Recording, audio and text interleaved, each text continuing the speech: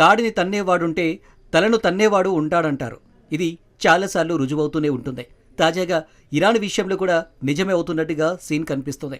Iran అణ్వాయుధాలను ధ్వంసం చేశామంటే America చంకలు గుద్దుకున్నప్పటికీ Iran మాత్రం దెబ్బతిన్న అణుకేంద్రాలను తిరిగి సాధారణ స్థితికి తెచ్చేందుకు ఏర్పాట్లు చేస్తుంది. ఆపరేషన్ మిడ్ నైట్ హమార్ ద్వారా అమెరికా చేపట్టిన చర్యలు అంతర్జాతీయ అణుభద్రత, పశ్చిమాసియాలో శక్తి సమీకరణలపై తీవ్ర ప్రభావం చూపిస్తున్నాయి. అమెరికా అధ్యక్షుడు డొనాల్డ్ ట్రంప్ నేతృత్వంలో ఇరాన్లోని 3 కీలక అణుకేంద్రాలపై జరిపిన వైమానిక దాడుల తర్వాత కొత్త విషయాలు వెలుగులోకి వస్తున్నాయి. ఇరాన్లోని అణుకేంద్రాలపై బాంబు దాడులపై కొత్త డౌట్స్ వస్తున్నాయి. అమెరికా నిఘా సంస్థలు దాడులపై డౌట్స్ చేసిన అధ్యక్షుడు డొనాల్డ్ ట్రంప్ ఆ ప్రదేశాలు పూర్తిగా నాశనమయ్యాయన్నాడు. అయితే ఇజ్రాయెల్కు చెందిన సీనియర్ అధికారి ఒకరు మాట్లాడుతూ ఇరాన్ భూగర్భంలో పాతిపెట్టిన యురేనియాన్ని తాము తిరిగి పొందగలదన్నాడు.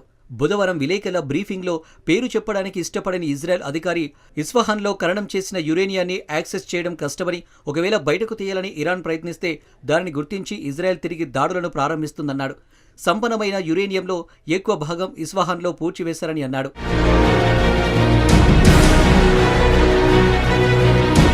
ఇజ్రాయెల్ అంచనా ప్రకారం ఇరాన్ అణు కార్యక్రమం 2 ఏళ్లు వెనక్కి వెళ్లిందన్న భావన ఇప్పుడు ప్రపంచవ్యాప్తంగా ఉంది. అయితే యురేనియం సుసంపన్నం చేయడం శాంతియుత ప్రయోజనాల కోసమేనని, అణ్వాయుధాలను అభివృద్ధి చేయాలనే కోరికే తమకు లేదంది ఇరాన్.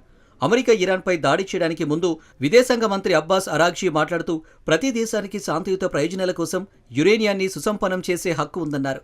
యురేనియం తయారీ ఇరాన్ శాస్త్రవేత్తల విజయమన్నారు. దేశానికి గర్వకారణమన్నారు. దేశ ప్రజల గౌరవానికి సంబంధించిందన్నారు.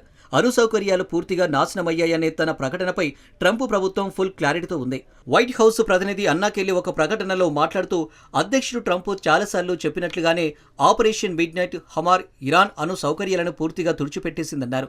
దీంతో ప్రపంచం మొత్తం సురక్షితంగా ఉందన్నారు. అణు సౌకర్యాలు దెబ్బతింటున్నాయని, కానీ పూర్తిగా నాశనం కాలేదని అమెరికా నిఘా నివేదికలు హెచ్చరించాయి.